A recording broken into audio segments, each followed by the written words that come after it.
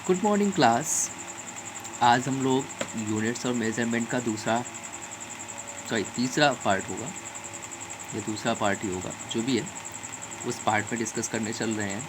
हमने अपने next video में बात किया था फंडामेंटल क्वांटिटीज़ के बारे में, क्वांटिटीज़ के बारे में, मेज़रमेंट के बारे में और मेज़रमेंट से मिलने वाले पैरामीटर्स के बारे में, यूनिट और न्यूमेरिकल वैल्यू के बारे में, उनके बीच क्या रिलेशन है, उन सब के बारे में डिस्कशन कर रहा हूँ। आज हम लोग डिस्कस करने चल रहे हैं फंडामेंटल यूनिट्स के बारे में, और यहाँ पे आगे हम डिस्कशन करेंगे फंडामेंटल यूनिट्स क्या हैं, यूनिट्स की प्रॉपर्टीज़ क्या है, इन सब के बारे में, और मेज़रमेंट के सिस्टम्स क्या हैं, कौन कौन से सिस्टम यहाँ पे यूटिलाइज किए जाते हैं। ठीक है, तो सबसे पहला फंडामेंटल यूनिट्स हम लोगों ने डिफाइन करा है फंडामेंटल क्वांटिटीज़। तो जो फंडामेंटल क्वांटिटीज़ के यूनिट्स होंगे उन्हीं को हम क्या कहेंगे, फंडामेंटल यूनिट्स कहेंगे। कि भाई फंडामेंटल क्वांटिटीज़ जिस यूनिट के थ्रू मेज़र किए जाते होंगे, उनके जो मात्रक होंगे, जो उनके यूनिट्स होंगे, उन्हीं को हम क्या कहेंगे, फंडामेंटल यूनिट्स कहेंगे। देखिए वही बात कही गई भी है कि the units of fundamental quantities are called fundamental units. Clear? कि मूल राशियों के मात्रक को क्या कहा गया है, मूल मात्रक कहा जाता है, या मूल मात्रक कहते हैं। हमारे पास कितनी फंडामेंटल क्वांटिटीज हैं, 7। तो फंडामेंटल यूनिट्स कितनी होंगी, 7। उससे पहले थोड़ा सा हम लोग डिस्कशन कर लेते हैं मेजरमेंट के सिस्टम्स के बारे में। जैसे हम एक ही चीज़ को कई तरीके से मापते हैं ना, कई पैरामीटर्स में मापते हैं। सिंपल सी कंडीशन है, जब आप लोग घर की बात करते हैं, कमरे की लंबाई मापते हैं, तो जो घर बनाने वाला होता है, जिसे आप राजगीर कहते हैं, वो क्या करता है, इंची टेप लेता है, उसमें मेज़र करता है फुट और इंच में। ऐसे ही आप कपड़े की दुकान पे जाते हैं तो वहाँ पे गज और फीट चलता है, सही है ना। और जब आप अपने स्कूल में लाइन ड्रॉ करते हो या कुछ ऐसा ड्रॉ करते हो, लाइंस ड्रॉ करते हो, तो वहाँ पे आप क्या पाते हो, सेंटीमीटर पाते हो।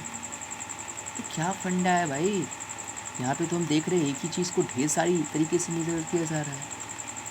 जो ये सब तरीके हैं, इन्हीं को सिस्टम्स बोला जाता है, सिस्टम्स ऑफ मेजरमेंट।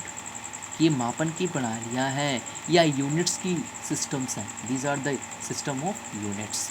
इन्हीं को हम ये सिस्टम ऑफ यूनिट्स भी बोलते हैं, मात्रकों की प्रणालियाँ बोलते हैं, दोनों चीज़ें बोल सकते हैं।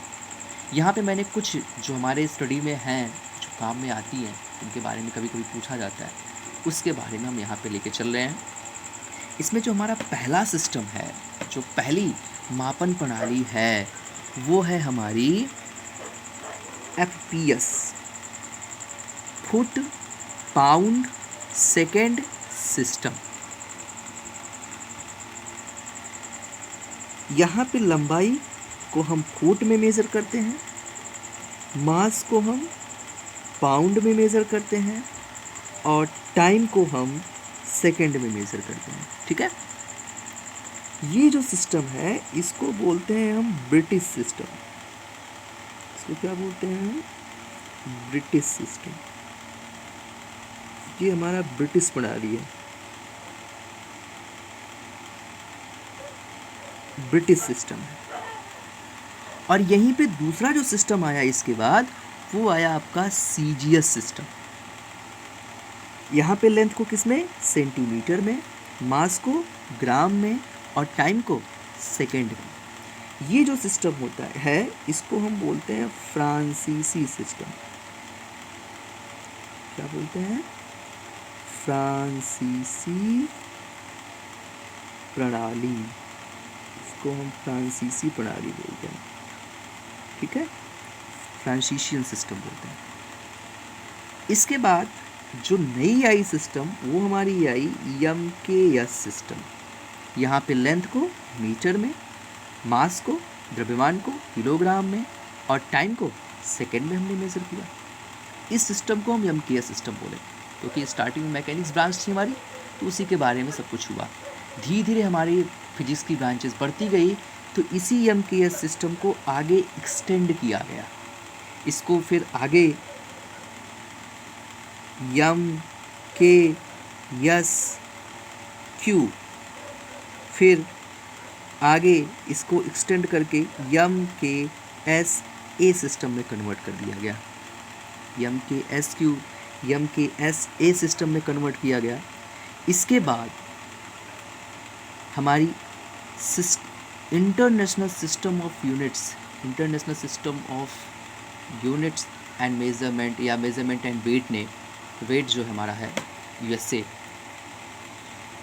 यूएसए ने क्या किया,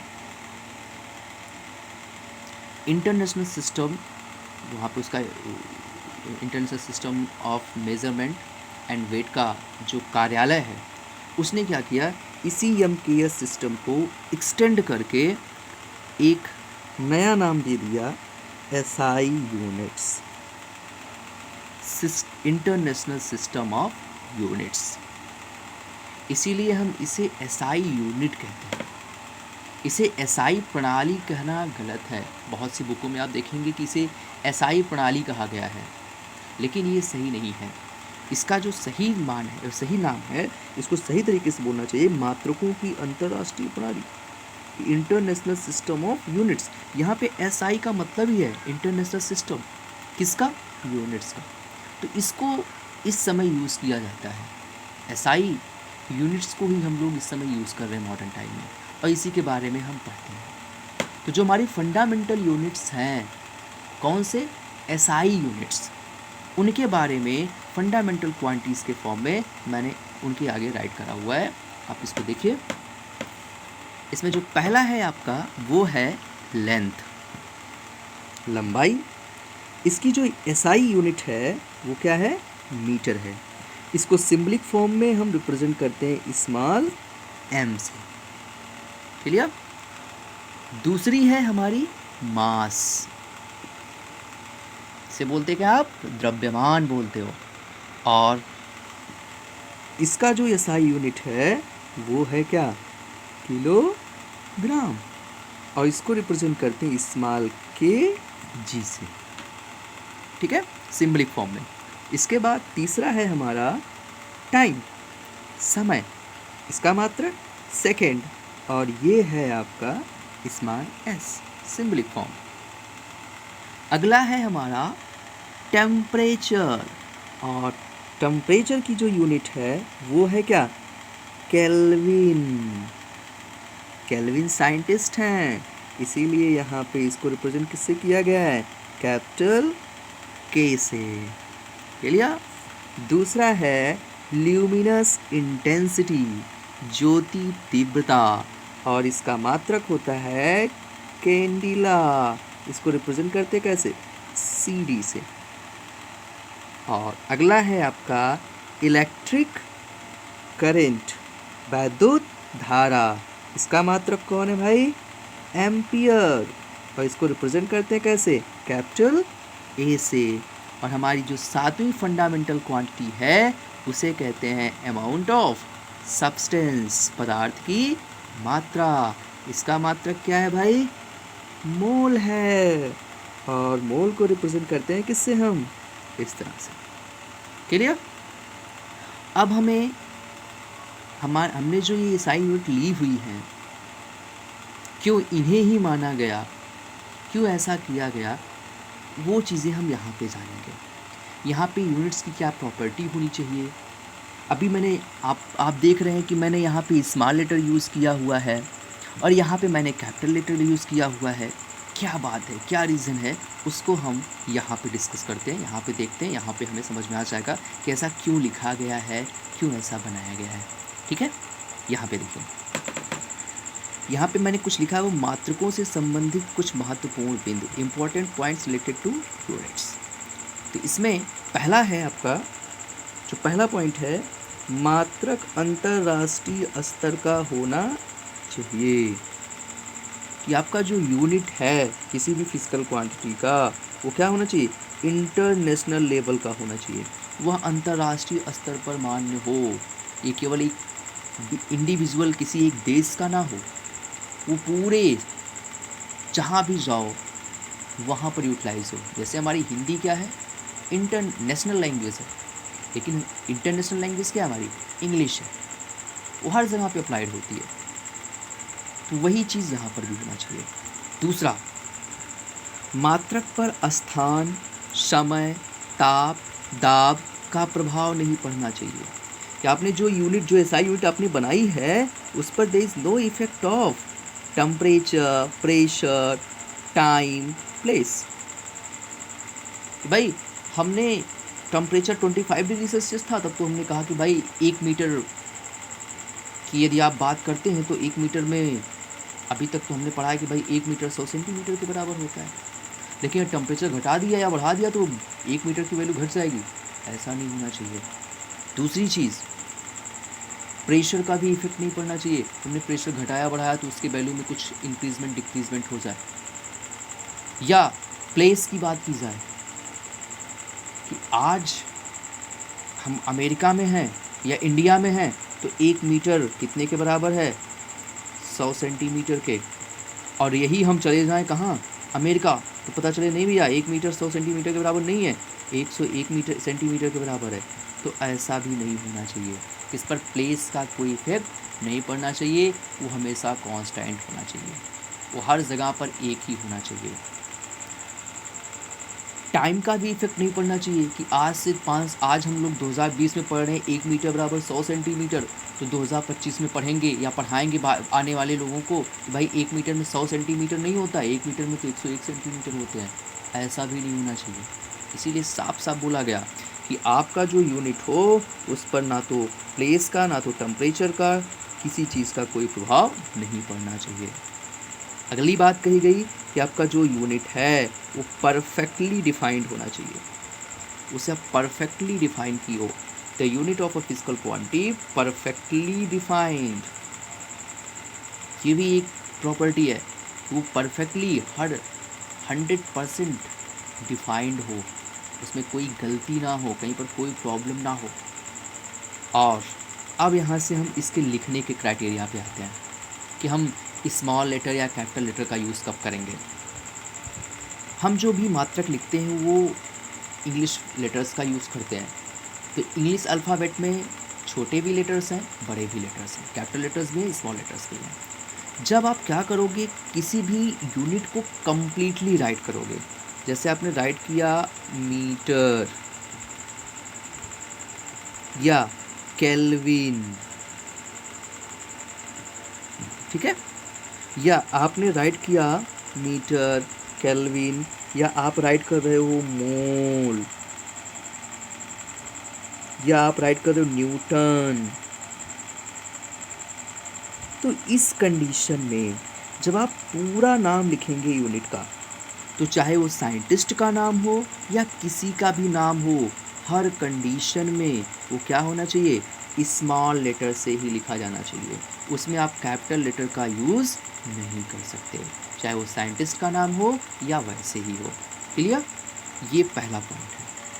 अगला पॉइंट देखिए, अगले पॉइंट में हम बात करें तो हमने कहा है कि when we write the units in symbolic form, then those units which are the name of a scientist should be represented by capital letters while others by small letters. In the same way here, कि संकेत के रूप में जिन भौतिक राशियों के मात्रक वैज्ञानिक के नाम पर हैं, उन्हें आप किससे यूज़ करेंगे, कैपिटल लेटर से, जबकि अन्य मात्रकों को स्मॉल लेटर से करना चाहिए। क्या प्रदर्शित करना, यहाँ पे स्मॉल लेटर से हम क्या करेंगे, प्रदर्शित करेंगे। जैसे यदि हमने लिखा न्यूटन सिंबलिक फॉर्म में, तो हम क्या लिखेंगे, कैपिटल एन। मैंने लिखा केल्विन, तो क्या होगा, कैपिटल की के, जैसे देखिए हमने वहाँ पे यूज़ किया था। एम्पियर, तो हम क्या करेंगे, कैपिटल ए। ये क्या है, साइंटिस्ट के नाम है, इसलिए हमने इनको क्या किया है, कैपिटल से लेटर से यूज़ किया है। अब वहीं पे मुझे लिखना हो मीटर, तो मीटर कैसे राइट करूँगा, स्मॉल एम। और किसी ने कहा भाई किलोग्राम राइट करो, तो स्मॉल के जी, ऐसे राइट करना है। अगला किसी ने कहा भाई सेकंड राइट करो, तो सेकंड को आप ऐसे राइट करना। तो इस तरह से आपको यूज़ करना है कि नाम है साइंटिस्ट के तो capital symbol, capital letter symbolic form में, और ना बिना नाम के हैं, साइंटिस्ट का नाम नहीं है, तो आपको स्मॉल लेटर का यूज़ करना होगा। अब क्लियर है? अगला पॉइंट देखिए, हमेशा मात्रक जो आप लिखेंगे सिंगुलर लिखेंगे, वो हमेशा एक वचन में होते हैं, कभी प्लूरल नहीं होते हैं। कि जैसे 100 मीटर लिख दिया गया, तो ये 100 मीटर ही लिखा जाएगा, इसको आप 100 मीटर्स नहीं लिखेंगे। ये ऐसे लिख देंगे तो इसका मतलब बहुत अलग हो जाएगा। ये सही है, ये इसका कभी नहीं लिखा जाएगा। ठीक है? अगला, मात्रक लिखते समय जब आप क्या करोगे, यूनिट राइट करना स्टार्ट करोगे, during writing the unit of a physical quantity comma and full stop are not used. कि आपको कामा या डॉट का उपयोग नहीं करना है, कुछ भी नहीं लगाना है, ये गलत है, ऐसा नहीं करना चाहिए। जैसे हम लोग जब आप देखे होंगे बाइक्स पर, जो आपकी ऑटो बाइक होती हैं, उसमें आप देखेंगे उस पर लिखा रहता है ना 100 सीसी। ये क्या है? ये जो पिस्टन होता है उसमें रिंग पड़ती है, उस रिंग के वॉल्यूम को बताता है। ये सीसी क्या है? क्यूबिक सेंटीमीटर, क्यूबिक सेंटीमीटर है इसका फुल नेम। लेकिन हम राइट करते हैं ऐसे ही, हम इसको इस तरह से राइट करेंगे, ये सही है, लेकिन ये हमने ऐसे लिख दिया 100 सीसी, तो ये गलत है। या हमने ऐसे लिख दिया 100 सीसी, ये भी गलत है, ये भी गलत है। सही रिप्रेजेंटेशन क्या है आपका? ये है। ठीक है? अगला जो सबसे इम्पोर्टेंट है वो है कि आपको मात्रक जब लिखना है, when you are writing the unit of a physical quantity, then you have to use only one solidus, solidus बोलते हैं, सॉर्डिलस बोलते हैं, इसमें देख लीजिएगा, थोड़ा कन्फ्यूजन है, शायद सॉर्डिलस या सॉलिडस बोलते हैं। तो यहाँ पे हम क्या करते हैं, एक ही सॉर्डिलस का यूज़ करते हैं। जैसे आपको लिखना है किलोग्राम, पढ़ेंगे कैसे, बोलेंगे कैसे, किलोग्राम प्रति मीटर प्रति सेकंड, तो आप लिख सकते हो ऐसे ना, किलोग्राम प्रति मीटर प्रति सेकंड। लेकिन ये सही नहीं है, इसमें सॉर्डिलस कितना हो गया, एक से ज़्यादा। अब जबकि क्या करना चाहिए, सॉलिडस होता है शायद, सॉलिडस बोलते हैं, सॉर्डिलस नहीं बोलते हैं, सॉलिडस बोलते हैं, ध्यान रखिएगा, इसको ये बोलते हैं सॉलिडस। यहाँ पे ये गड़बड़ है, इसको इग्नोर कर दीजिएगा, सॉर्डिलस नहीं है, सॉलिडस है। यहाँ पे हम सॉलिडस का जो यूज़ करते हैं वो एक ही करते हैं। कि यहाँ पे देखा जाए तो किलोग्राम प्रति मीटर पर सेकंड नहीं, इसका मतलब क्या है, यहाँ पे कह रहा है किलोग्राम प्रति मीटर का मतलब ये, प्रति सेकंड इसका मतलब इसी के नीचे ये भी है, ये इसको हम कैसे लिख सकते हैं, इसको हम लिखने के लिए हम ये यूटिलाइजेशन करते हैं, किलोग्राम प्रति मीटर सेकंड, ये सही है। इस तरह से आपको कभी राइट नहीं करना है। क्लियर? ये सब चीज़ें हैं जो यहाँ पे आपने पढ़ी। यूनिट की प्रॉपर्टीज़ क्या है, यूनिट को कैसे राइट करना चाहिए, और दूसरी चीज़ फंडामेंटल यूनिट्स क्या है। अगले वीडियो में हम लोग derived units, that means derived quantities, derived units, complementary quantities and complementary units के बारे में पढ़ेंगे। उसके बाद हम कुछ जनरल यूनिट्स के बारे में जानेंगे, कैसे मेज़र करेंगे लेंथ को, मास को, टाइम को। उसके बाद हमारा डायमेंशनल एनालिसिस आगे चलता रहेगा। ठीक है? यहाँ पर यदि आपको कहीं भी प्रॉब्लम होती है तो आप कमेंट के थ्रू अपनी बात कह सकते हैं। Okay, thank you.